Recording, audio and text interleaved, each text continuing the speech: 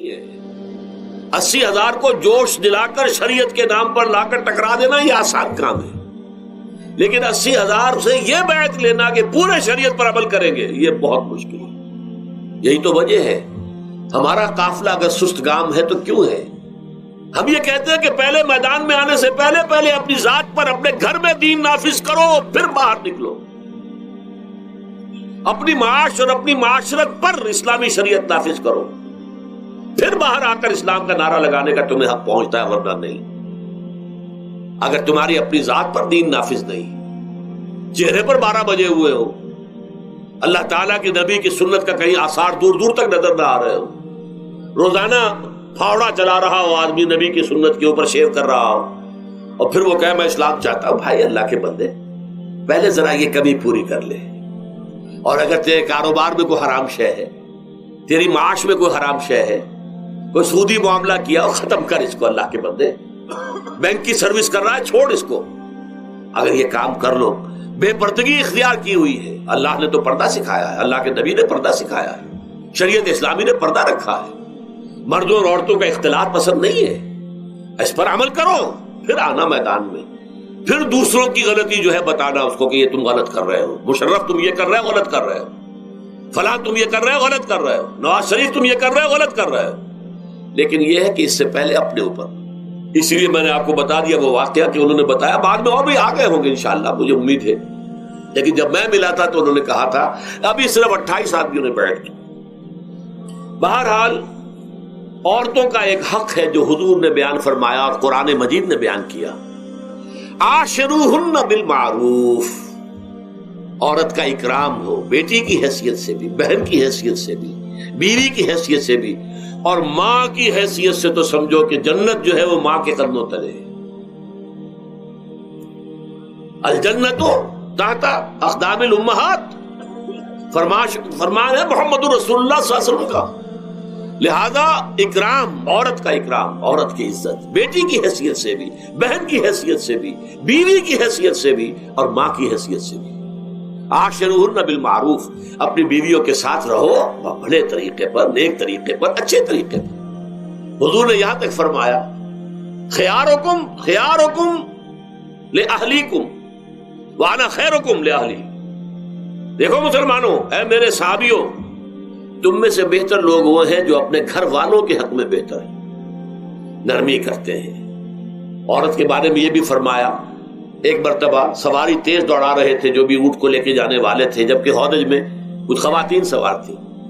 حضور نے فرمایا دیکھو نہ، یہ نگینے ہیں جو سوار ہیں، ان کو زیادہ دھکے نہ لگواؤ تیز تیز اونٹ چلا کر، ان کے ساتھ نرمی ہو، ان کے ساتھ نیکی کی جائے، ان کے احساسات کا خیال رکھا جائے، ان کے ساتھ زیادتی نہ ہو، مار پیٹ کا کیا سوال، معاذ اللہ ثم معاذ اللہ۔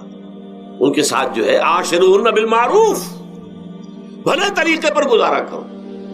یہاں تک فرمایا ہو سکتا ہے کہ کسی وجہ سے تمہاری بیوی جو ہے تمہاری نگاہوں سے گر جائے، اب آپ کے دل میں اتنی محبت نہیں رہی، لیکن اللہ فرماتا ہے دیکھو ہو سکتا ہے کہ اس میں کوئی پہلو ایسا ہو، تلاش کرو، کوئی پہلو ایسا ہو بہتری کا کہ جس کی وجہ سے تلاش کر کے اس کو اپنی نگاہوں میں مرکوز کر لو، تاکہ اس کے تمہارے دل میں اس کے لیے محبت دوبارہ اثر نہ ہو۔ اس پہلو کی وجہ سے جو تمہاری نگاہ سے اوجھل تھا، وہ اچھائی اس میں ہے، سیرت کی اچھائی ہے۔ صورت بہت اچھی نہیں، اللہ نے سیرت اچھی دے دی ہے۔ جو کچھ دیا، جو اچھائی ہے، جو بھلائی ہے، اس کو تلاش کرو اور نگاہ کو وہاں پر جماؤ تاکہ تم ان کے ساتھ اچھا سلوک کر سکے۔ اس سے آگے آئیے، معاشی میدان ہے سب سے زیادہ سخت اور سب سے زیادہ کٹھن اور سب سے زیادہ ظالمانہ نظام۔ اس میں سب سے بڑا ظلم جو ہمارے پاکستان میں ہے وہ یہ زمینداری، غیر حاضر زمینداری، اور یہ جاگیرداری۔ محنت کرے کسان مزدور ہاری، عیش کرے جاگیردار زمیندار، یہ اس سے بڑا ظلم اور کوئی نہیں ہو سکتا۔ اور چونکہ ہماری معیشت بنیادی طور پر زرعی معیشت ہے، ہمارا تو زیادہ تر جو آبادی کا طبقہ ہے وہ کاشتکار ہے، لہذا سب سے بڑا ظلم جو ہو رہا ہے وہ در حقیقت یہ زمینداری، غیر حاضر زمینداری اور جاگیرداری۔ اب اس میں سمجھ لیجئے اس بات کو اچھی طرح، کتنا بڑا ظلم ہے۔ ایک شخص خود شہر میں رہ رہا ہے، لاہور میں، ساری سہولتیں اسے حاصل ہیں، کتنی سہولت ہوتی ہے ٹوٹی کھولی اور پانی آ رہا. دیہات میں جا کے بیچارے کاشتکار کو وہاں ہو سکتا ہے کہیں سے دور سے پانی کھینچ کر لانا پڑتا ہو کسی کنویں سے. کہاں اسے یہ سہولت ہے کہ ٹوٹی کا کان مروڑا اور پانی حاضر.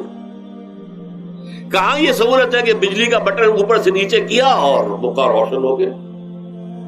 یہ ساری سہولتیں بھی لے رہا ہے اور وہ تنخواہ بھی لے رہا ہے کوئی, یا کوئی کاروبار بھی کر رہا ہے, اور ایک زمین اس کے پاس ہے, فلاں ضلع میں میرا رقبہ ہے, اس رقبے پر جو کاشت کر رہا ہے آ کر اس کی کمائی میں سے, اس کی فصل میں سے آدھا بٹا کر لے جاتا ہے. کیا حق پہنچتا ہے اسے؟ یہ مزارعت جو ہمارے ہاں جس کو جائز قرار دے دیا گیا, یہ دور ملوکیت میں جائز قرار دیا گیا. بادشاہت جو ہے وہ چلتی تھی جیسے آپ نے کن کھجورا دیکھا ہے, اس کے بہت سی ٹانگیں ہوتی ہیں. کن کھجورے کی کتنے پاؤں ہوتے ہیں؟ سینکڑوں. ایسے بادشاہوں کے یہ پاؤں ہوتے تھے. جاگیردار 3000 منصبدار, 5000 منصبدار, 20,000 منصبدار, 30,000 منصبدار, یہ جاگیردار. بڑے بڑے علاقے ان کے پاس ہیں. اب ظاہر بات ہے کہ وہ خود تو کاشت نہیں کر سکتے نا, انہیں تو مزارع چاہیے. لہذا مزارعت کے جائز ہونے کا فتویٰ دیا گیا. جب اسلام میں بادشاہت آ گئی, ملوکیت آ گئی اور جاگیرداری آ گئی, جو ملوکیت کے پاؤں ہیں وہ کنسلے کی طرح, کن کھجورے کی طرح اس کے پاؤں ہیں, تو وہ تو جاگیردار ہے. یہ ہے جس کی وجہ سے امام ابو حنیفہ نے کہا مزارعت حرام ہے, جس کی زمین ہے وہ کاشت کرے. یا حضور کی حدیث ہے کہ چاہے اپنے بھائی کو دے دے تو ایک دانہ لینے کا حقدار نہیں. اگر تو تمہارا کوئی اور ذریعہ معاش نہیں ہے تو ٹھیک ہے, جاؤ کاشت کرو.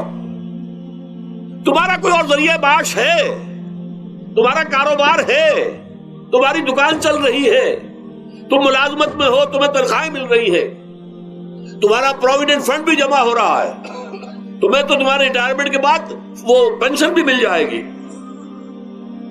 اور اس کے ساتھ ساتھ تم نے یہ ظلم روا رکھا ہوا. زمین اگر ہے یا تو جاؤ کاشت کرو, ورنہ یہ کہ اس زمین کو دے دو اپنے کسی بھائی کو. ملکیت تمہاری رہے گی, کاشت وہ کرے گا تو جو فصل ہوگی اس کی برداشت بھی وہی کرے گا, وہی لے کر جائے. یہ فتویٰ ہے امام اعظم امام ابو حنیفہ رحمۃ اللہ علیہ کا. یہی فتویٰ ہے امام مالک, امام دار الحجرہ, امام مدینہ, امام مالک رحمۃ اللہ علیہ, دونوں کا فتویٰ یہ. اور عظیم ترین یہی دو ہیں, اولین بھی یہی دو ہیں, عظیم ترین بھی یہی دو ہیں. امام شافعی بھی شاگرد ہیں امام مالک کے, امام احمد ابن حنبل شاگرد ہیں امام شافعی کے. ٹاپ پر کون ہے؟ امام ابو حنیفہ, ان کے شاگردوں میں قاضی ابو یوسف اور امام محمد, امام ظفر. ادھر امام مالک, ان کے شاگردوں میں پھر امام شافعی, پھر ان کے شاگرد امام احمد ابن حنبل. ٹاپ پر دونوں یہ کہہ رہے ہیں کہ حرام, مزارعت حرام, جس کی زمین ہے خود کاشت کرے. یا یہ ہے کہ خود کاشت نہیں کر سکتا تو اپنے بھائی کو دے دے, بس ٹھیک ہے, اس میں سے کوئی حصہ لینے کا وہ حقدار نہیں ہے. جو محنت کرے, جو خون پسینہ اپنا لگائے, وہی اس سے ساری جو ہے آمد بھی اس کو حاصل ہونی چاہیے. یہ مجھے حال ہی میں, یہ آپ کے علم میں ہونا چاہیے, یہ فتویٰ دیا ہے قاضی ابو یوسف اور امام محمد نے, مزارعت حلال ہے, جائز ہے. شرطیں لگائی انہوں نے کہ بیج بھی زمیندار دے, کوئی جانور وغیرہ ہے تو وہ بھی زمیندار کا ہو, اگر کوئی ٹریکٹر ہے تو اس کی بھی پیمنٹ جو ہے زمیندار کرے. یہ ہے شرطیں, یعنی اس کا کوشش کی ہے کہ اس جاگیرداری کا ڈنک جو ہے کم ہو جائے, اس مزارعت کے اندر جو مضرت ہے وہ کم ہو جائے. لیکن یہ کہ اصلاً اسے جائز قرار دے دیا. ہمارے ہاں کون شرطوں کو کون دیکھتا ہے, آداب کو کون دیکھتا ہے, قواعد و ضوابط کو کون, ہنیئن مریا, جیسے کہ ماں کا دودھ پیتے ہیں ایسے ہی یہ مزارعت کی جو آمدنی ہے اس کو کھا رہے ہیں. حرام ہے, حرام ہے, حرام. حال ہی میں ابھی ملاقات ہوئی میری مولانا زاہد الراشدی صاحب, آپ کے بہت قریب گجرانوالے میں, جو اس کی سب سے بڑی مسجد ہے, اس کے خطیب ہیں. انہوں نے بتایا ملا علی قاری نے بھی یہ لکھا, جو بہت بعد کے حنفی جو ہے وہ فقیہ ہے, کہ دلائل تو وہی ہیں جو امام ابو حنیفہ نے دیے ہیں, دلائل تو ان کے ساتھ ہیں, لیکن مصلحت ہے جو جس کے تحت یہ فتویٰ دیا گیا. یہاں تک کہ مولانا شبیر احمد عثمانی کے ساتھ دستے راست سمجھ لیجئے, ظفر احمد عثمانی رحمت اللہ علیہما, انہوں نے بھی یہ لکھا ہے کہ دلائل تو امام صاحبی کی رائے کے حق میں جاتے ہیں, لیکن یہ کہ ہمارے ہاں تقلید کا ایسا ایک قلادہ گردنوں میں ڈال لیا گیا ہے. کیونکہ ہمارے بزرگوں نے فتویٰ دے دیا، قاضی ابو یوسف نے امام اور قاضی اور امام محمد نے، لہذا فتویٰ تو اسی پر چلے گا. میں نے ان سے بات کی اور ان کا ڈٹ کر میں نے کہا میدان میں آئیے نا، کام کیجیے. جب تک یہ مزارعت ختم نہیں ہوتی ہے، جب تک جاگیرداری اور زمینداری ختم نہیں ہوتی ہے، اس ملک میں کوئی سیاست صحیح آ ہی نہیں سکتی. یہ سیاست تو وڈیروں کا، جاگیرداروں کا، بڑے بڑے زمینداروں کا کھیل ہے. یہ آپ نے پتہ نہیں نام سنا ہے کہ نہیں، میوزیکل چیئرز گیم، یہ ہوتا ہے ان کا کھیلنے والوں کا. بہت زیادہ دولت والے جو ہیں ان کا کھیل ہے. ان کو کام تو کوئی کرنا نہیں ہوتا، جاگیردار ہے اسے کو کام کرنا. وہ بیٹھ کر ایک کلب بنا رکھی ہے. یہ پارلیمنٹ کیا ہے؟ کلب ہے. وہاں بیٹھ کے وہ اپنا وقت گزاری کرتے ہیں. یہ پوائنٹ آف آرڈر آ گیا ہے، اور یہ جو ہے ہماری حقوق جو ہے، پریولیج موشن آ گئی ہے، وہ کرتے نہیں گفتگو بیٹھ. تو یہ جان لیجئے کہ یہ ظلم کس نے کیا ہے؟ یہ خود کردہ ہے. یہ ہم نے اس نظام کو برداشت کیا ہوا ہے. جب تک ہم نہیں اٹھیں گے یہ نظام ختم نہیں ہوگا. خود کردہ کا علاج خود ہی کرنا ہوگا. یہ غلط نظام جو چلا آ رہا ہے، جب تک اس کو ہم بدلیں گے نہیں، اس کو ختم نہیں کریں گے، اس وقت تک یہ ظلم کیسے ختم ہوگا؟ اس سے آگے آئیے. ایک ہے کارخانے دار. کارخانے دار کو اور مزدور کو آپ نے چھوڑ دیا کہ باہم طے کریں. کارخانے دار کہتا ہے میں تو صاحب آپ کو 15 روپے دوں گا، کام کرنا ہے تو کریں، نہیں کرتے تو نہ کریں. آپ نے زیادہ سے زیادہ یہ کیا کہ نہیں، یہ ویج بہت کم ہے. آپ نے ایک یونین بنا لی، کچھ ہڑتال کر دی. اچھا ہڑتال کر دی، 10 دن کی ہڑتال کے بعد غریب مزدور کا تو بچہ ہو سکتا ہے بھوکا مرنے لگے. کارخانے دار کی صحت پہ کوئی اثر پڑے گا؟ اس میں لاکھوں ہیں، کروڑوں ہیں، اس کی صحت پر کوئی اثر نہیں پڑتا. لہذا یہ ظلم ہے. اس ظلم کا علاج کیا ہے؟ اگر یہ ضمانت ریاست کی طرف سے ہو، حکومت کی طرف سے، کہ اگر تمہیں تمہاری مناسب مزدوری نہیں ملتی مت کرو کام، لیکن تمہارے بچے کو بھوکا ہم نہیں مرنے دیں گے، تمہیں سبسسٹنس الاؤنس دیں گے، ان ایمپلائمنٹ الاؤنس دیں گے، ہم زکوٰۃ کا نظام قائم کریں گے جس کے تحت کے انڈر رائٹ کر دیں گے، طے کر دیں گے، لکھ دیں گے کہ ہر شہری کی بنیادی ضروریات کی کفالت ریاست کے ذمے ہے. اب اگر ایسا ہے تو ایک آدمی پاؤں جما کر بات کرے گا نا کارخانے دار کے ساتھ. ایک امپلائی جو ہے امپلائر سے بات کرے گا پاؤں جما کر، جناب آپ مجھے تنخواہ کم دے رہے ہیں میں کام نہیں کروں گا. لیکن اب کیا ہے، جناب آپ مجھے تنخواہ کم دے رہے ہیں میں کام نہیں کروں گا. مالک کہتے جاؤ دفعہ ہو جاؤ. پھر وہ کیا کہتا ہے، اچھا جی میں اسی تنخواہ پہ کام کروں. اس کا تو کوئی فائدہ، اسی کی جائے کہاں. وہ مارکیٹ میں تو سرمایہ داروں کا گٹھ جوڑ ہے، انہوں نے کارٹل بنا رکھے ہیں. وہ تو ظاہر بات ہے کہ وہ ویج نہیں بڑھائیں گے، الا یہ کہ مزدور کی پوزیشن ایسی ہو کہ وہ بھی ڈٹ کر کھڑا ہو جائے. اور وہ ڈٹ کر کھڑا کب ہوگا؟ جب اس کو ضمانت ملی ہوئی ہو ریاست کی طرف سے، حکومت کی طرف سے، کہ اگر تمہارے پاس جاب نہیں ہوگا، کام نہیں ہوگا، تمہارے پاس کوئی مزدوری نہیں ہوگی، تو تمہیں اتنا وظیفہ تو ہر مہینے ملتا رہے گا جس سے تم اور تمہارے اہل و عیال جو ہے وہ کم سے کم زندہ رہ سکو. پھر کھڑے ہو کر بات کر سکتا ہے مزدور. پھر صحیح جو ہے ان کے درمیان معاہدہ ہوگا تو وہ منصفانہ ہوگا، عادلانہ ہوگا. جب تک یہ نہیں ہے، اور یہ نظام کیسے ہوگا جب تک کہ زکوٰۃ کا نظام قائم نہ کیا جائے. اب زکوٰۃ کا بھی ایک نظام تو وہ تھا جو بدنام کرنے کے لیے زکوٰۃ کو ضیاء الحق صاحب نے نافذ کیا. وہ تو بدنامی ہے، وہ تو سود کا کمیشن ہے کہ سود میں آپ کو اگر 6% ملتا تھا تو 2.5% انہوں نے کاٹ لیا، 4.5-3.5% آپ کو دے دیے. تو سود میں سے حصہ لے لیا ہے نا. سود کو حرام کرے اور زکوٰۃ پورے مال پر، سارے تجارتی اموال پر مال زکوٰۃ لے. آپ کی دکان میں جناب 10 لاکھ کا مال پڑا ہوا ہے، 2.5% کے حساب سے دے دیجئے، کتنا من اکاؤنٹ آپ کر لیجئے گا.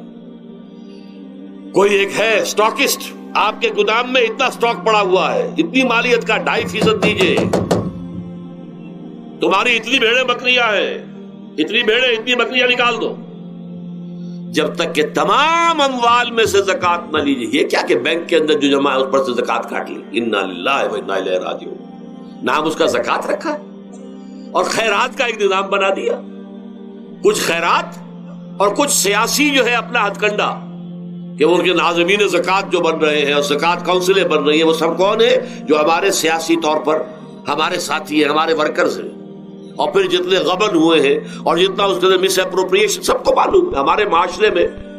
آخر اگر حکومت کے جتنے محاصل ہیں وہ غبن ہوتے ہیں تو زکوٰۃ کا کیوں نہیں غبن ہوگا؟ زکوٰۃ کو آسمان سے اتری ہے، بلکہ زکوٰۃ میں سے غبن کرنا تو آسان ہے، اس لیے کہ سود میں سے کاٹا ہوا ہے. اس میں تو انسان جو ہے وہ برا بھی محسوس نہیں کرے گا کہ یہ تو سود ہے، لعنت ہے، اگر اس کو میں نے کچھ ہضم کر لیا تو کیا ہو گیا. جب تک کہ یہ دو نظام نہیں آئیں گے، اور تیسرے یہ کہ سود کے ذریعے سے جب تک کہ یہ ظلم، سود کا نتیجہ کیا نکلتا ہے؟ اصل میں ہمارے عام آدمی سمجھتے ہیں سود کہ اچھا ہے جی، کیا ہے، ایک آدمی نے پیسے جمع کرائے ہیں، اب اسے ہر مہینے اتنا پیسہ مل رہا ہے. عام آدمی بھی ہمارے ہاں یہ جو پٹھانوں والا سود ہے، یہ جو سود خور گاؤں میں بیٹھے ہوئے ہیں جو بہت بڑی شرح کے اوپر سود دیتے ہیں اور خون چوس جاتے ہیں لوگوں کا، اور ان کے کسی طریقے سے قرضے ختم، ان کو تو سبھی برا کہتے ہیں. کوئی ایک آدمی بھی آپ کو نہیں ملے گا کہ جن کے لیے کلمہ خیر کہے، ان کے لیے کسی نرمی کا یا ان کے لیے کسی بھی آسانی کا کوئی مطالبہ کرے. البتہ یہ جو بڑا سود ہے، بینک کا سود، کاروباری سود، اس کی شناخت لوگوں پر واضح نہیں ہے. یہ ایک بہت بڑے پیمانے پر یہ برائی جو ہے آپ کو انڈیویجول پر نہیں نظر آ رہی.